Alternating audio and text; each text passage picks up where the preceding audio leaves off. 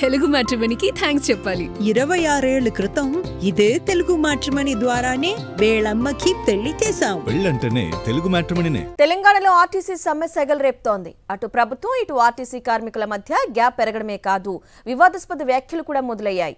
RTC MD Nagireddy సాక్షి టీవీతో చేసిన వ్యాఖ్యలు ఇప్పుడు కొత్త దుమారాన్ని రేపుతున్నాయి. సమ్మె విరమిస్తేనే చర్చలని ఎండీ స్పష్టం చేయగా, బెదిరింపులకు భయపడే ప్రసక్తే లేదని ఆర్టీసీ జేఏసీ నేతలు గట్టిగానే స్పందిస్తున్నారు.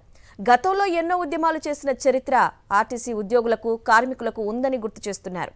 ఈసారి సమ్మె చావో రేవో అన్నట్లు చేస్తామంటున్నారు ఉద్యోగులు. మరోవైపు ఆర్టీసీ కార్మికుల సమ్మెపై చర్చించిన కేబినెట్ కార్మికుల సమస్యల పరిష్కారానికి 5 మంత్రులతో సబ్ కమిటీ వేసింది. ఇవాళ కార్మిక సంఘాలతో సబ్ కమిటీ చర్చలు జరపనుంది.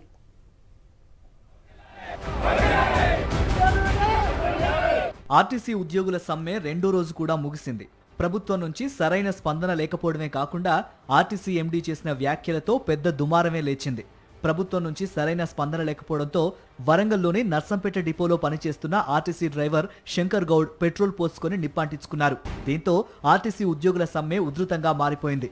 ఇంకెంతమంది ఉద్యోగులు ప్రాణాలు కోల్పోవాలని ప్రభుత్వాన్ని ప్రశ్నించారు ఆర్టీసీ ఉద్యోగ సంఘాల జేఏసీ నేతలు. ఈ సమ్మె కాలంలో ఎవరు చనిపోయినా అవి ప్రభుత్వ హత్యలుగానే పరిగణించాల్సి వస్తుందని, ప్రభుత్వం ఇప్పటికైనా ఆర్టీసీ ఉద్యోగుల సమస్యలను పరిష్కరించాలని డిమాండ్ చేశారు ఆర్టీసీ జేఏసీ నేతలు.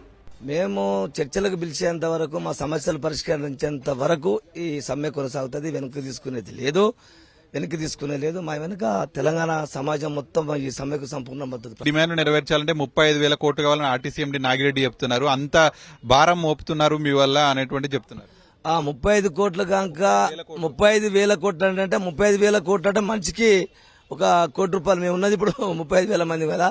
మనిషికి ₹1 ఇస్తే మేము ఇప్పుడే ఆర్టీసీలోకి వెళ్ళిపోతాం. దయచేసి ఆ విధంగా మీరు ఇవ్వాల్సిందిగా మేము డిమాండ్ చేస్తా ఉన్నాం. ఆర్టీసీ యాజమాన్యానికి ఉద్యోగ జేఏసీ నేతల మధ్య మాటల యుద్ధం ముదిరింది. సాక్షి టీవీతో మాట్లాడిన ఆర్టీసీ ఎండీ నాగిరెడ్డి సమ్మె వల్ల సంస్థకు ప్రతిరోజు 25 కోట్ల రూపాయల నష్టం వాటిల్లుతోందని, కార్మికుల డిమాండ్లు పరిష్కరించాలంటే ప్రభుత్వంపై ఏకంగా 35,000 కోట్ల రూపాయల భారం పడుతుందని ఆయన లెక్కలు కట్టారు. కార్మికులు ఆవేశాన్ని పక్కనబెట్టి ఆలోచనతో సమ్మె విరమించి చర్చలకు రావాలని సూచించారు. ప్రభుత్వం ఇప్పటికే కమిటీ వేసిందని, 4 వారాల గడువు కోరిన విషయాన్ని ఆయన గుర్తు చేశారు. దీంట్లో ముందు ఈ యొక్క ఆవేశం జరిగే సమయంలో చర్చించడం అనేది కరెక్ట్ కాదు. ఇది సో ఏదైతే స్ట్రైక్ జరుగుతుందో అది ఆపిన తర్వాతనే ఈ యొక్క చర్చలకు మార్గం సుగమం అవుతుంది. ఎందుకంటే ఆవేశంలో మాట్లాడేదానికి అర్థం ఉండదు. సో కాబట్టి అందరినీ కూడా విరమించి ప్రభుత్వం ముందుకు వచ్చింది. ఓకే, ఆలోచించి ప్రభుత్వంలో ఉన్నటువంటి పెద్దలందరూ కూడా ఆలోచించి ఆర్టీసీలో ఉన్నటువంటి ప్రాబ్లమ్స్ని సాల్వ్ చేయాలనే ఆలోచనతో ఉన్నారు. కాబట్టి ముందు చర్చించండి. ఇన్ కేస్ కాకపోతే అప్పుడు కథ వేరే ఉంటుంది. సో మళ్ళీ ఈ స్ట్రైక్ ద్వారా ఆర్టీసీ నుంచి ప్రజల్ని దూరం చేయకూడదు. దూరం చేస్తే మళ్ళీ డబ్బు రావడం తగ్గిపోతుంది. సో కాబట్టి మీ ద్వారా మా రిక్వెస్ట్ ఏంటంటే కార్మికులు ఇమీడియట్గా సమ్మెను విరమించి ఆ యొక్క డ్యూటీస్లో చేరాల్సి ఉంటుంది. ఆల్రెడీ డిఫరెంట్ రూల్స్ ప్రకారం మన లేబర్ కమిషనర్ ఇచ్చినటువంటి డైరెక్షన్ ద్వారా కానీ, లేకపోతే ఎసెన్షియల్ సర్వీసెస్ యాక్ట్ కింద కానీ ఇది ఇల్లీగల్ స్ట్రైక్. ఇది ఆల్రెడీ చేయకూడదు ఈ స్ట్రైక్. ఆర్టీసీ ఎండీ నాగిరెడ్డి వ్యాఖ్యలను RTC JAC vice president Thomas Reddy తీవ్రంగా ఖండించారు.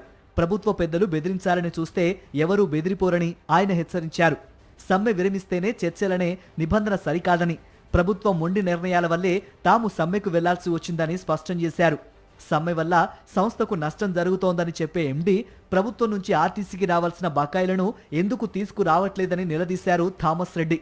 ప్రభుత్వం తమ డిమాండ్లను పరిష్కరించే వరకు సమ్మె కొనసాగుతుందని తేల్చి చెప్పారు.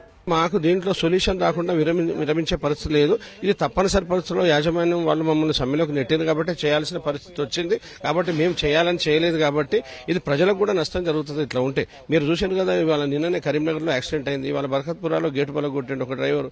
ఇట్లాంటి చాలా అయితే గతంలో కూడా అయినాయి. కాబట్టి వేరే వాళ్ళ తాత్కాలిక ప్రయోజనం కోసం రోడ్డు మీద నిష్ణాతులు గానులను తీసుకొస్తే ప్రజలకు అన్యాయం జరుగుతుంది, చనిపోతారు. సో రెండోది కార్మికులు ఆందోళన చెందుతారు. ఇది కాకుండా ఇప్పటికైనా ఒక ప్రజాప్రభుత్వంలో ప్రజాస్వామ్య పంతాలో గౌరవ ముఖ్యమంత్రి గారు ఇప్పుడు కేబినెట్ లో నిర్ణయం తీసుకుని ఆర్టీసీ నివారణ చర్యలు చేపట్టి ఫైనాన్స్ మినిస్టర్ కి, ట్రాన్స్పోర్ట్ మినిస్టర్ కి తగిన ఆదేశాలు ఇచ్చేసి యాజమాన్యాన్ని వీళ్ళని పిలిచి పరిష్కారం చేస్తే ఇబ్బందులు రావు. లేదా ఇబ్బందులు వస్తే బాధ్యత గవర్నమెంటే ఉంచాల్సి ఉంటుంది. మరోవైపు తెలంగాణ కేబినెట్ కీలక నిర్ణయాలు తీసుకుంది. ఆర్టీసీ కార్మికుల సమ్మెపై చర్చించిన కేబినెట్ కార్మికుల సమస్యల పరిష్కారానికి 5 మంత్రులతో సబ్ కమిటీ వేసింది. ఇవాళ కార్మిక సంఘాలతో సబ్ కమిటీ చర్చలు జరపనుంది. ఇవాళ కార్మికులను చర్చలకు పిలువనున్నారు సీఎం రేవంత్. కార్మికులు తొందరపాటు నిర్ణయాలు తీసుకోవద్దన్నారు. ప్రాణాలు తీసుకుంటే సమస్యలు పరిష్కారం కావన్న మంత్రి పొన్నం ప్రభాకర్ కార్మికుల సమస్యలపై సానుకూలంగా ఉన్నామన్నారు. మంత్రివర్గ ఉపసంఘంగా ఉన్నటువంటి రిసోర్స్ మినిస్టర్ గ్రూప్ ఆఫ్ మినిస్టర్స్కి పిలిచి మాట్లాడాలనే ఆలోచన చర్చ జరిగే సందర్భంలోనే మరి వరంగల్ నర్సంపేటలో జరిగిన సంఘటన కానీ ఇంకా ఇతరత్ర కొంత అటువంటి పరిస్థితి దృష్ట్యా మంత్రివర్గం పూర్తి స్థాయిలో కన్సర్న్ ఉంది. ఎవరు కూడా ఆర్టీసీకి సంబంధించి ఒకసారి వాళ్ళు కూడా ఆలోచన చేసుకోవాల్సిన అవసరం ఉంది. Narsampet RTC depot driver Shankar Goud ఒంటిపై పెట్రోల్ పోసుకొని నిప్పంటించుకోవడంతో ఉద్యోగులు భగ్గుమంటున్నారు. ఇంకెంతమంది ఆర్టీసీ ఉద్యోగులు చనిపోతే సమస్యలు పరిష్కారం అవుతాయని నిలదీస్తున్నారు. అయితే చర్చల ప్రక్రియ మొదలవ్వాలంటే ముందుగా కార్మికులు సమ్మె విరమించాలని ప్రభుత్వం అంటూ ఉంటే చర్చల ద్వారా పరిష్కారం చూపితేనే విధుల్లోకి చేరతామని కార్మికులు స్పష్టం చేస్తున్నారు. అటు ప్రభుత్వం ఇటు ఉద్యోగులు ఎవరి వాదన వారు వినిపిస్తూ ఉండడంతో ఆర్టీసీ సమ్మెకు ఇంకెప్పుడు పరిష్కారం దొరుకుతుందో వేచి చూడాలి.